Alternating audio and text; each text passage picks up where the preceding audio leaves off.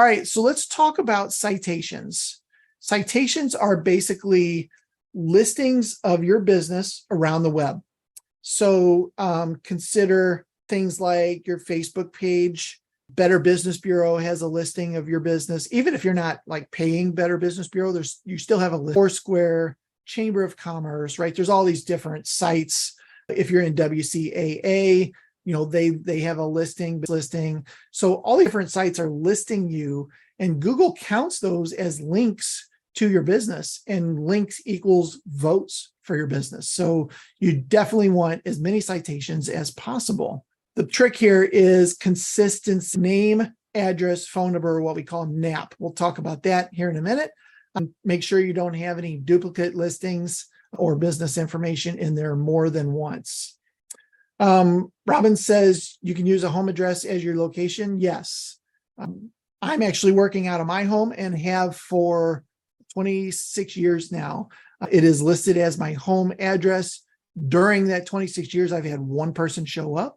So a lot of our clients will say, I'm really worried about putting my address out there and somebody showing up. Doesn't really happen. Yes, you can use a home address. However, with the way that Google is cracking down, they're starting to ask for things like photos of your office, photos of signage, a video tour of your location, those kinds of things. It's going to be a lot harder to do that in a home office. But yes, it is possible. Now, the other solution here is to list your service area. One other thing you can do is just list the service area that you work in. The problem with doing that is what we've seen. We actually had a client that had her home address listed in Scottsdale, Arizona, right? Big hopping area, growing tremendously. She said, I don't want my address to show online anymore. Just show a service area of Northern Phoenix and the kind of area. So we did that. We changed it to service area, and her leads just dropped. It was like a 1 in 10. So where she would show up for 10 different searches, now she was only searching or showing up for 1. Google does not like it when you don't have a physical address.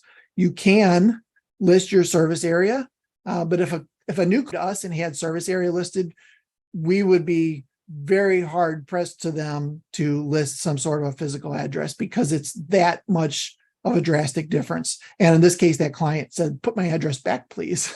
So it definitely makes it. All right. So citations, as I mentioned, are just links around the web pointing back typically to your website, to your homepage.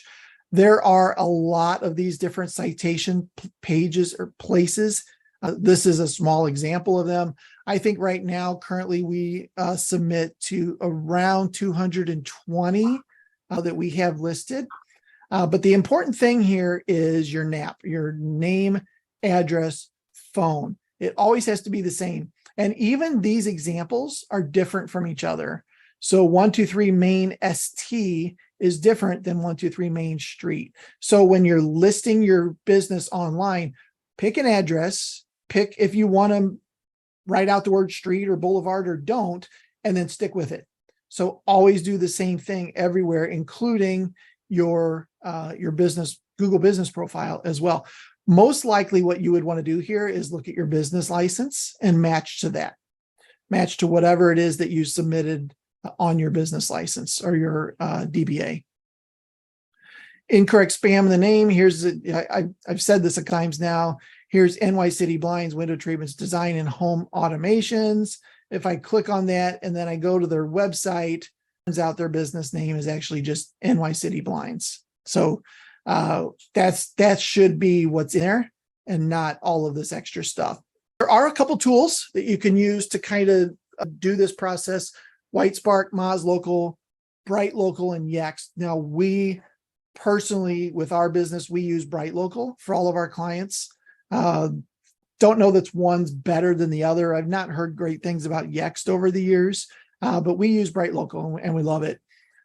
It does give you a great little report that tells you what areas of SEO you're doing right, what areas of SEO you're doing wrong, and then kind of gives you a report on ways that you can fix that.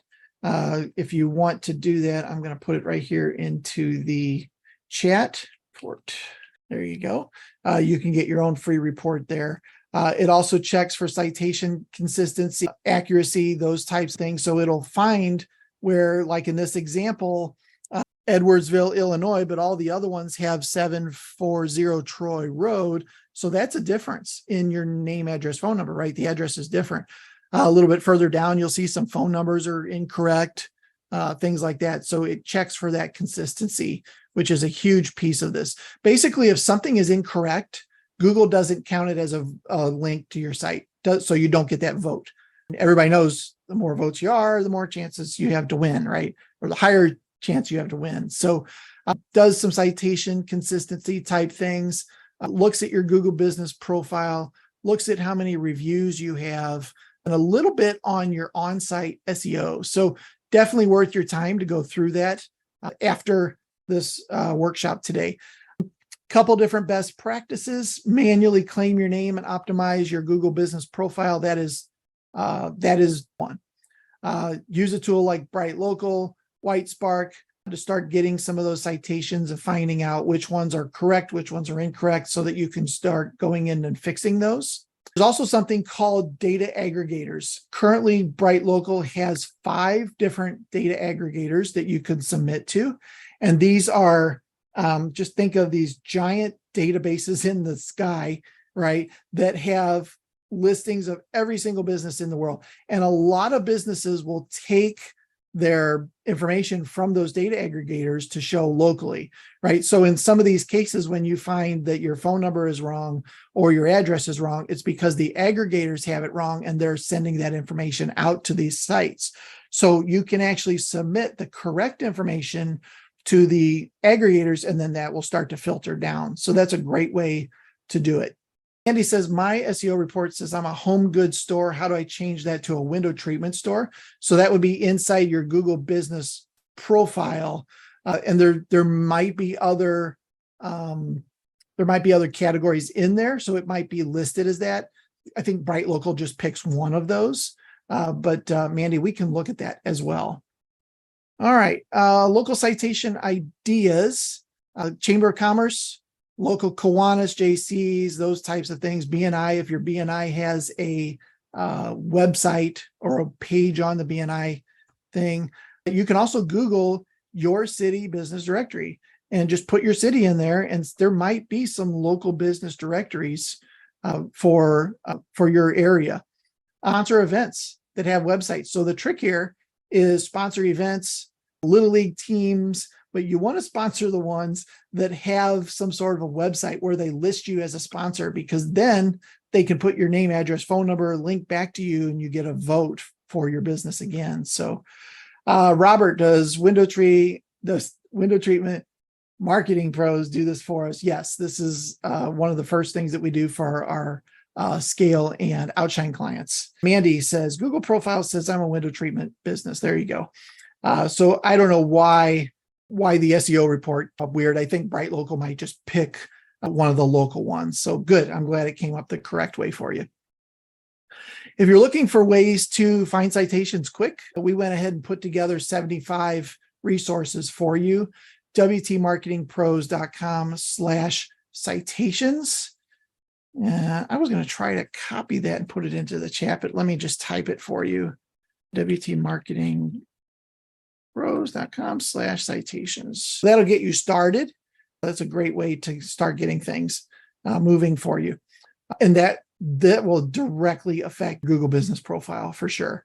All right, next, how to get reviews. We need reviews, and we need real reviews, right? This is always a struggle for our clients. Here's an example. Somebody does a search for St. Louis draperies. The first business here has 32 reviews. The second has 2, and the third has 0, right? So from a what we call social proof standpoint, the first choice must be the best choice, right? Because they have the most reviews, most positive reviews as well. If these other 2 companies started asking for reviews and got more reviews, then they'd get more calls. Hi, Tamara, give me a minute. I'm trying to mute this. Oh, I'll get you, Annette. No problem. There we go. All right. So obvious choice there is sunshine in that particular case. Another thing you can do is just start reaching out. When somebody signs up for our business, one of the first things we ask for is a list of past customers. And we start reaching out to them, say, hey, we did a install for you in the past. Would you mind leaving us a review? So everybody has a list. It might not be in Excel, it might be written down somewhere, but everybody has a list somewhere, hopefully of email addresses as well. If you don't, start collecting those email addresses right away. But this will be a great way to start kind of boosting up your reviews a little bit quicker, is just to reach out to past clients and ask them for them. Some strategies around driving reviews: use some sort of a tool to ask for those reviews. After this, I'll show you the lead boomerang tool that we give to all of our clients that does some of this. Leave a printed review card. I'll show you one of those. Train your installers to plant the seed and obviously deliver a world-class experience, but have them when they first start out, hey, Mrs. Jones, we're going to be asking you for a review at the end of this. Let us know if there's any problems with anything we're doing along the way. And then obviously make it a world-class experience. Roger Magalis has some training on this, which is just incredible, around things that you can do when you get to the install in order to get that 5-star review at the end of it. Make a call after the service and walk them through the review process, and build reviews and recognition into your company culture. We do have some clients that incentivize their installers to ask for reviews. You cannot incentivize a client or a customer to leave a review. In other words, hey, Mrs. Jones, if you write a review, we'll knock $20 off your bill. That is 100% against terms of service. Now, do people do it? Absolutely. We had some plumbing work done in our house a couple weeks ago, and he literally said that. You can leave a review for us, we'll knock $25 off. Okay, no problem. Against terms of service. So just be careful if you do ask for those kinds of things. However, you can incentivize your installers to help to prod the customer get a review, right? And the installer can get some money for it. Now, I've mentioned lead boomerang a couple times. Here's the back end of that tool. So this is one of our clients. This is the review request here. So you can get a message asking for a review. You can get an email or both. And then there's actually a way for, do you just want to send one review request to be done, or do you want to send a schedule? Typically, we do the schedule, and the schedule is, hey, Mrs. Jones, we just got done installing your stuff.